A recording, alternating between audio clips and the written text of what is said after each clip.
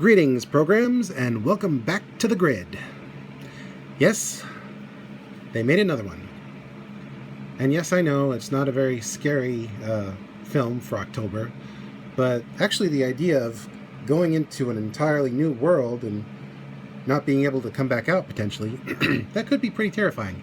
Anyway, TRON Aries, the second sequel to the underrated Disney classic TRON, where a young man played by Jeff Bridges gets sucked into a computer program and has to fight to stay alive.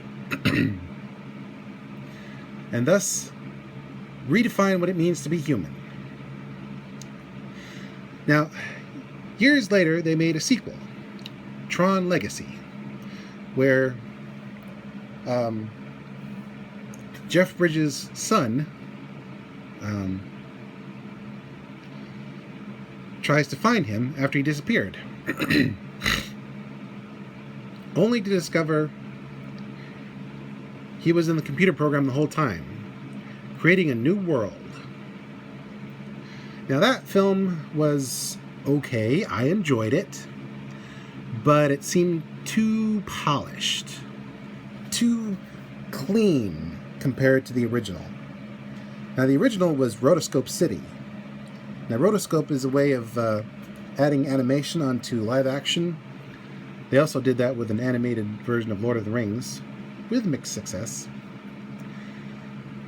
But it gave the film a charm that TRON Legacy kind of lacked. However, TRON Aries gets a little bit of the grit and grime back. It feels like the 80s are invading the modern world in a good way. This time, Jeff Bridges' son has gone off the map with his cyber girlfriend, and control of the company has fallen to a couple of Oriental Asian sisters, one of whom tragically passes away from cancer, and it's up to the other one to carry on the legacy and find a way to bring digital creations out of the grid and into reality. Now, that's an interesting idea. It might redefine humanity and artificial intelligence forever. Unfortunately, there's a snafu. They keep crumbling after about half an hour. So it's up to the sister, played by Greta Lee, to find this magical code which could give true life to grid constructs. Unfortunately,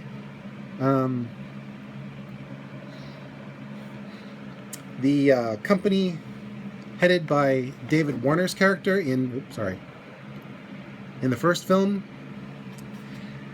and who was briefly superseded by, I believe, one of his grandsons, played by Cillian Murphy in the second film, although that was more of a cameo. In this one, Cillian Murphy is not mentioned. Evan Peters, who is one of the best character actors I've seen in a long time, especially when he plays villains. He plays yet another grandson of Dillinger, and Gillian Anderson plays his mom, who's British. It was weird hearing her speak with a British accent. A posh British accent, so she didn't sound too weird. But anyway, he's also trying to make constructs real, only he keeps hitting barrier after barrier. So he tries to steal the code from the sister's company, or should I say Flynn's company, after the sister finds it. Using a combat program, a new master control program that originally was in the likeness of David Warner. Is that his name? Yeah, David Warner. And the program's name is Aries, played by Jared Leto. And honestly, his performance is interesting. He starts out like a Terminator, but quickly he gains self-awareness. He spends time in the real world, and it lingers in his code stream. I would say bloodstream, but you know, he's a construct. So instead of just following orders like a good little expendable soldier, incidentally, he takes offense at being called expendable. He strikes a deal with his sister. Give him humanity, and he'll help her escape the clutches of Dillinger after he puts her into his grid. Yeah, there's going to be some time in the grid. And basically the hunt is on to get a copy of the life code. And if the bad guys get it, they'll make weapons. And if the good guys get it, they'll propel humanity into the future. And it's up to Aries to protect the girl, who also holds her own in her own way. But also maybe try to elevate the combat programs that he sees fight and de-rez alongside him, to try and give them some humanity. Unfortunately, he seemed to be the only one who was able to fully break his chains. There's this other program played by Jodie Turner-Smith called Athena. She's like the second in command. Now, it was gutsy having this character be played by a black woman, because essentially the Dillinger programs are digital slaves, and Aries is the only one who manages to fully break his chains. And Athena's character is kind of tragic when you think about it, because she never breaks her chains. She shows some potential for a moment, but like that, it's gone. So yeah, the characters are actually deeper than you come to realize, and they're all played very, very well by a multitude of actors. Even the background characters, like this one program played by Cameron Monaghan, who's basically been in everything from the Gotham series to a Star Wars video game franchise.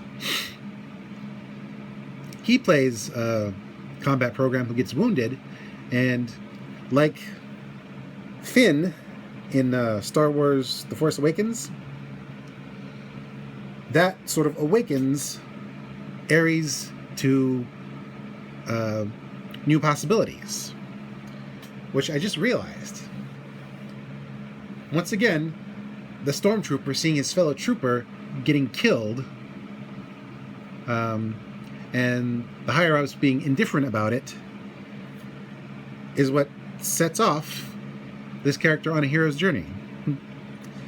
But anyway, Like I said, all of the actors did very well, including the ones with bit parts.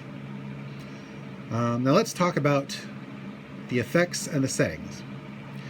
You got the city, you got the country, you got the grid. Actually, 2 different grids, but I'm not going to spoil everything. Let's just say both grids fit their creator's design. One was harsh and cruel, and the other was a neat bit of nostalgia. And they looked so realistic. I mean, it looked like you could really digitize and go into those grids. And I really think the design of the grid has come a long way in the years since Tron Legacy. Also, the city in which the story takes place and the bit of the countryside that we see, beautiful. Both settings have their own character, and both settings are used for pretty awesome fight sequences. We get to see the various grid vehicles and how they do in combat. But not only that, spoiled by the previews from the internet, but we get to see how the grid vehicles can just mop the floor with real-world vehicles, which was very entertaining. They might have been digital creations, both in-universe and out, but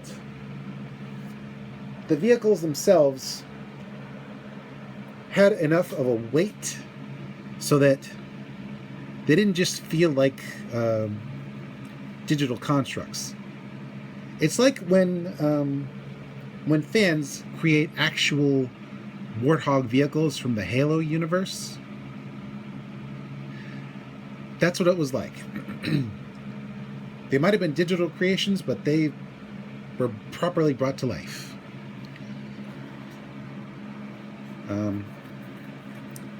There was some rotoscoping in one sequence, which I'm not going to spoil, but it worked. It made you feel like you were back in a previous film. I'm not going to say which, but I bet you know which one I'm talking about. And overall, I would say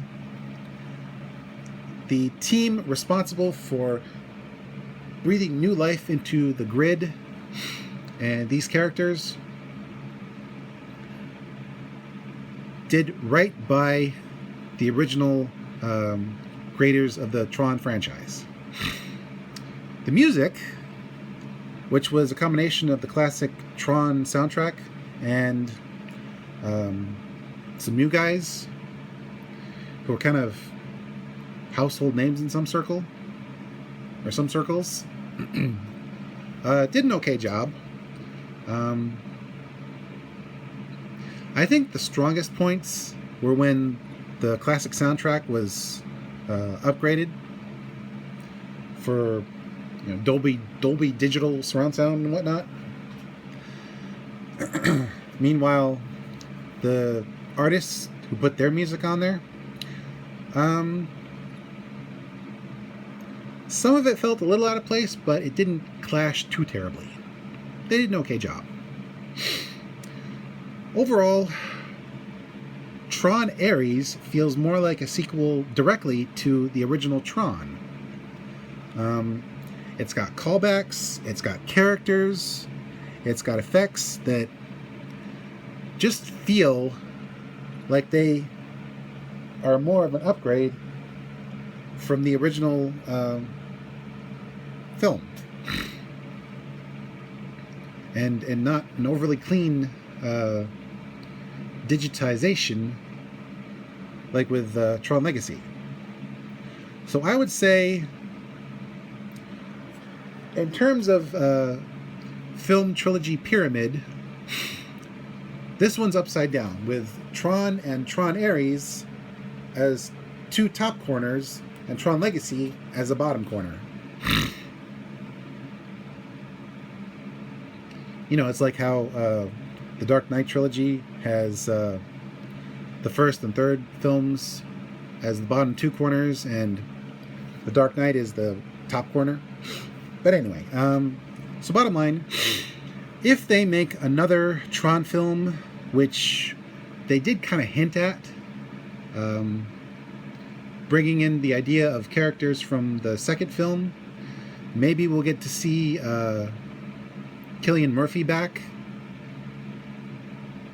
Maybe not, I don't know.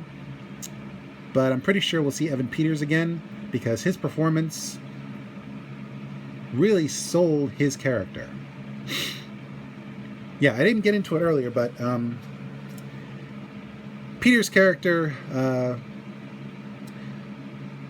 think of him as a slightly less evil Elon Musk. Kidding!